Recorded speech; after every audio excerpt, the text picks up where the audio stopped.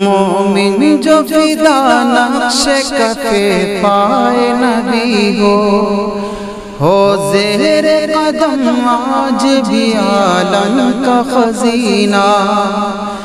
گر سنت نبوی کی کرے پیروی امت، طوفان سے نکل جائے گا پھر اس کا سفینہ، طوفان سے نکل جائے گا پھر اس کا سفینہ۔ رسولہ الکریم، اما بعد، کل حضرت نبی کریم صلی اللہ علیہ وسلم نے سیدنا حضرت ابو ذر غفاری کو کچھ نصیحتیں فرمائی تھیں۔ ان میں سے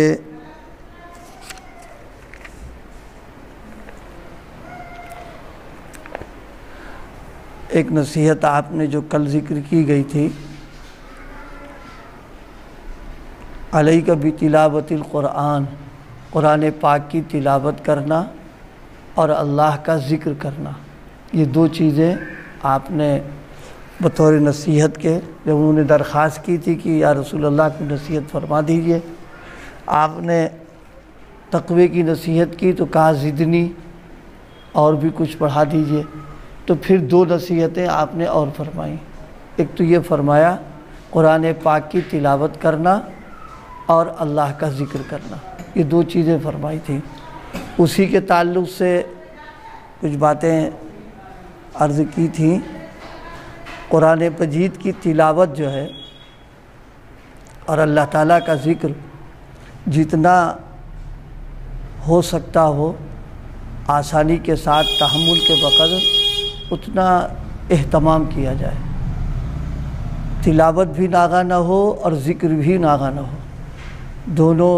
پابندی کے ساتھ اور التزام کے ساتھ کیا۔ یہ اللہ تعالیٰ کے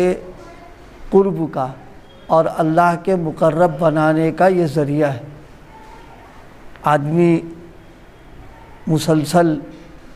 پابندی کے ساتھ اللہ کا ذکر کرے تو دھیرے دھیرے انسان کو تلاوت سے ایک خاص قسم کی انسیت اور ایک خاص قسم کی محبت اور تعلق پیدا ہو جاتا ہے۔ ذکر کرے تھوڑا ہی کیوں نہ ہو لیکن پابندی کے ساتھ مسلسل کرتا رہے، تو جب وہ مسلسل ذکر کرے گا پابندی کے ساتھ میں، تو یہی ذکر اور یہی تلاوت انسان کو اللہ تک پہنچا دے گا۔ حضرت شاہ عبد الغنی صاحب پھول پوری رحمۃ اللہ علیہ فرمایا کرتے تھے، ذکر جو ہے ذاکر کو مذکور تک پہنچا دیتا ہے۔ جب آدمی مسلسل ذکر میں لگا رہتا ہے تو گویا دروازہ گویا بجا رہا ہے، اب کنڈی بجا رہا ہے، لگا ہوا ہے، تو انشاءاللہ ایک وقت آئے گا جب مسلسل کنڈی بجاتا ہے تو گھر والا جو ہے پھر دروازہ کھول ہی دیتا ہے وہ، لیکن یہ کہ سلیقے سے، قاعدے سے کرے۔ ذکر کے سلسلے میں ایک بات یہ بھی ہے کہ کسی کے مشورے سے کرے، از خود نہ کرے، مشورہ کر لے اور جتنا تجویز ہو جائے اتنا ذکر کا اہتمام رہے۔ اگر ذکر کا اہتمام مسلسل رہے گا تو بس اس کی برکت سے انشاءاللہ اللہ تعالیٰ کی نسبت اور تعلق انسان کو حاصل ہو جائے گا۔ لیکن بھائی ایک شرط ہے، غذا چاہے کتنی عمدہ ہو، مقوی ہو، اچھی ہو، لیکن بدن میں لگنے کے لیے اور توانائی اور طاقت کے لیے ضروری ہے کہ کوئی ایسی چیز کا استعمال نہ کرے جس سے اس کے اثرات ختم ہو جاتے ہوں۔ مثلاً جلاب لے لیا تو اب ظاہر سی بات ہے ہفتے بھر یا 15 دن میں جو طاقت پیدا ہوئی تھی، اب جلاب لیا اس نے 2 3 4 5 بار جہاں گیا معلوم ہوا کہ ساری طاقت نکل گئی، کمزوری آ گئی اس کے اندر۔ اسی طریقے سے اللہ تعالیٰ کا ذکر تو ہو، تلاوت بھی ہو، لیکن اس کے ساتھ میں ضرورت اس بات کی ہے کہ کان کی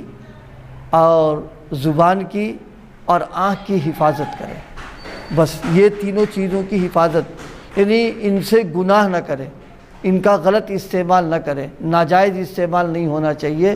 کان کا، زبان کا اور آنکھ کا۔ کوئی آدمی اگر ان تینوں چیزوں کی حفاظت کا اہتمام کرے اور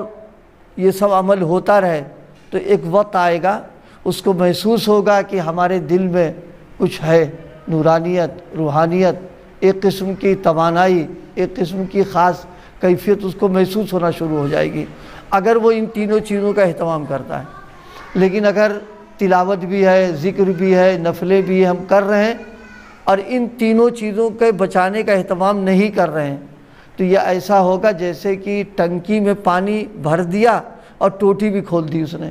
اب ظاہر ٹوٹی کھولی ہے تو جو پانی اس کے اندر آیا ہوا ہے وہ تو سب دھیرے دھیرے دھیرے دھیرے نکل جائے گا اس کا،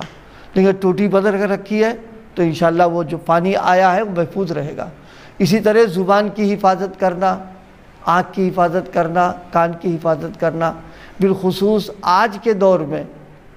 کوئی اللہ کا خاص بندہ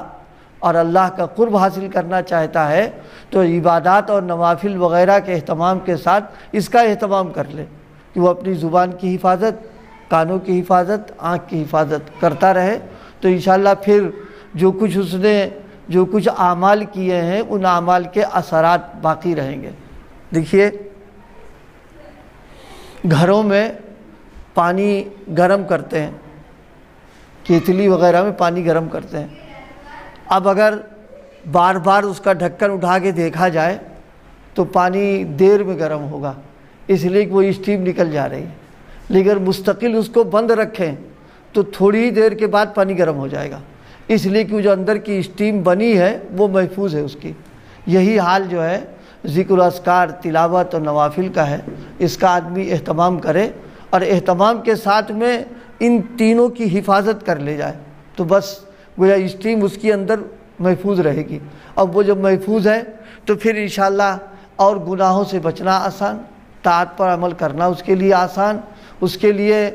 اور اعمال، عبادتیں جن کا کرنا مشکل نظر آ رہا وہ سب اس کے لیے آسان ہے، اس لیے کہ اندر کی جو طاقت ہے اور اسٹیم ہے وہ بچی ہوئی ہے اس کی۔ لیکن اگر بے فکری اور بے احتیاطی کے ساتھ بالخصوص موبائل کا استعمال، موبائل ہے ضرورت کی چیز، اس کی جو افادیت ہے اور اس کا جو نفع ہے اس کا تو کوئی انکار نہیں کر سکتا، لیکن بے احتیاطی کی ضرورت کے بہانے اس کو آپ کر رہے ہیں، اس کے ساتھ ساتھ میں اس میں فلمیں، ننگی و برہنہ تصویریں، بے حیائی کے مناظر دیکھ رہے ہیں اور لذت حاصل کر رہے ہیں اور کہہ رہے ہیں ضرورتاً دیکھ رہے ہیں۔ ابھی کیا ضرورت پڑی اس کو دیکھنے کی؟ جو تمہاری اپنی ضرورت کی اس کو استعمال کرو۔ ایسے بہت سے اللہ کے بندے ہیں استعمال کرتے ہیں لیکن ان خرافات سے اپنے آپ کو بچائیں۔ بہتر ہے سادے موبائل کا استعمال کرنا، لیکن اگر ضرورتاً ہے تو بقدر ضرورت سے زائد استعمال نہ کرے تو نگاہوں کی حفاظت ہو جائے گی، کان کی بھی حفاظت ہو جائے گی۔ تو اس وقت میں جو گزارش کی ہے وہ یہ کہ تلاوت کا اہتمام ہو، ذکر کا اہتمام ہو۔ بزرگوں نے لکھا ہے ذکر اولاً شروع نہ کرے، لیکن جب اس نے شروع کر دیا ہے تو پھر ناغہ نہیں کرنا چاہیے، پھر چلتا رہے، کرتا رہے، کیونکہ ذکر کا اگر ناغہ کرے گا تو بس سمجھانے کے لیے عرض کرتے ہیں جیسے اندھیرا کمرہ ہو اور آپ اس میں بلب جلا دیجئے تو پورا روشن ہو جائے گا، اور پھر اندھیرا کر دیجئے تو اندھیرا زیادہ رہے گا، اس کے اندر زیادہ محسوس ہوگا، اور اتنا زیادہ محسوس ہوگا کہ قریب کی چیزیں اس کو نظر نہیں آئیں گی۔ اسی طرح ذکر کرنے کی وجہ سے دل میں جو انوارات پیدا ہوئے تھے، اب ذکر بند کر دیا، ناغہ شروع ہو گیا تو اندھیرا اتنا شدید ہوگا اس کے اندر کہ ذکر کرنے سے پہلے جو اندھیرا تو اس سے زیادہ اس کے اندر آ جائے گا۔ اس میں فرمایا کہ جب بلند ذکر شروع نہ کرے، اگر کر لیا ہے تو اب اس کو نبھائے، اس کا اہتمام کرے۔ جی گھبرا رہا، طبیعت نہیں لگ رہی ہے، اس پر توجہ نہ دے، اپنا کام کرتا رہے وہ۔ ارے بھائی بادام ایک آدمی استعمال کرتا ہے اور کسی دن بادام کھانے کا جی نہیں چاہ رہا، تو اب اگر بغیر جی چاہے بادام استعمال کرے گا تو کیا وہ جا کے فائدہ نہیں کرے گا؟ اس کو فائدہ یقیناً کرے گا، بادام کا نفع مل جائے گا اس کو۔ اسی طرح ذکر کا معاملہ ہے کہ جی نہیں چاہ رہا کوئی بات نہیں ہے، لیکن اس کو کرے، جب کریں گے تو انشاءاللہ ذکر کا فائدہ ملے گا، اور دھیرے دھیرے اللہ پاک اس کی برکت سے ایک انسیت پیدا فرما دیں گے۔ اور پھر میں نے عرض کیا یہی ذکر اللہ کے دربار تک اور اللہ تک پہنچانے کا ہم کو ذریعہ بن جائے گا۔ اللہ پاک عمل کی توفیق عطا فرمائے۔ سبحان